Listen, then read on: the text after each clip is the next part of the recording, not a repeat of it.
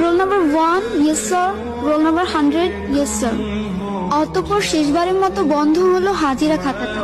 খাতাটা পড়ে থাকবে হয়তো স্কুলের কোনো এক কোণে, কিন্তু ধুলো জমা ওই পাতাগুলোতেই জমে থাকবে 5টি বছরের মায়াজালে আবদ্ধ কিছু মানুষের নাম, কিছু মুহূর্ত আর জীবনের উষ্ণতম স্মৃতিগুলো।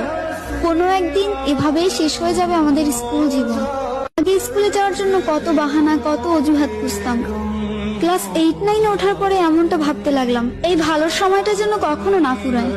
স্কুল থেকে যখন একসাথে বাসায় ফিরতাম, শেষ হয়ে যেত রাস্তা, কিন্তু ফুরতো না আমাদের কথা।